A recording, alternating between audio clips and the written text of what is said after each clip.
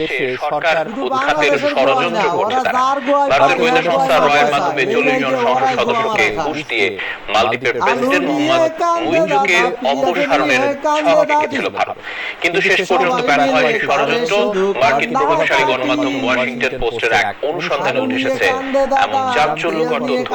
এক সময়ের অতিমাত্রায় ভারত নির্ভর দেশ মালদ্বীপ 2023 সালের শেষ দিকে এসে ভারতের জন্যই বড় সমস্যা হয়ে দাঁড়ায়। কারণ হিসেবে দেখা হয় নবনির্বাচিত মালদ্বীপের প্রেসিডেন্ট মোহাম্মদ মুইজুকে। জ্বালাময়ী ভাষণে তার দেশ থেকে ভারতীয় সৈন্যদের বহিষ্কারের প্রতিশ্রুতি দিয়ে ক্ষমতায় আসেন তিনি। ক্ষমতায় এসে সেটি করেও দেখান তিনি।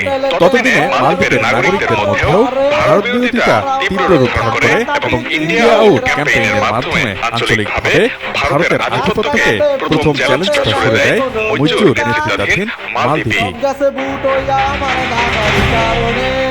শুরু থেকেই মুইজু ভারতের আঞ্চলিক প্রতিদ্বন্দ্বী চীনের সঙ্গে ঘনিষ্ঠ সম্পর্ক বজায় রেখে চলার নীতি গ্রহণ করেন। বেইজিংয়ের সঙ্গে সামরিক সহযোগিতার চুক্তি স্বাক্ষর করার চেষ্টাও করেন তিনি।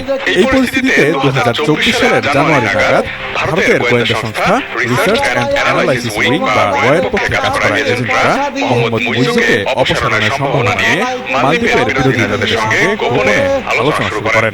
কয়েক সপ্তাহের মধ্যেই একটি পরিকল্পনাও সাজিয়ে ফেলেন তারা। এই আলোচনায় অংশ নেয় ব্যক্তিদের বরাত দিয়ে এমন চাঞ্চল্যকর তথ্য জানিয়েছে মার্কিন সংবাদ মাধ্যম ওয়াশিংটন পোস্ট। এই প্রতিবেদনটি আরও কিছু আন্তর্জাতিক গণমাধ্যমও গুরুত্বের সঙ্গে প্রকাশ করেছে।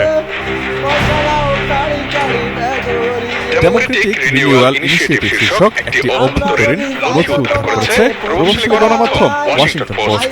সেই নথিতে দেখা গেছে মালদ্বীপে বিরোধী রাজনীতিকরা মুইজুর নিজ দলের সদস্য সহ 40 জন সংসদ সদস্যকে ঘুষ দিয়ে প্রেসিডেন্টকে অভিশংসনের প্রস্তাব দেন। নথিতে আরও দেখা গেছে মুইজুকে অপসারণ নিশ্চিত করতে 10 জন ঊর্ধ্বতন সামরিক ও পুলিশ কর্মকর্তা এবং 3টি প্রভাবশালী অপরাধ চক্রকে অর্থ দেওয়ার প্রস্তাব দেওয়া হয়। বিভিন্ন পক্ষকে ঘুষ দেওয়ার জন্য রয়ের এজেন্টরা 8 কোটি 70 লাখ মালদ্বীপি রুপিয়া বা প্রায় 60 লাখ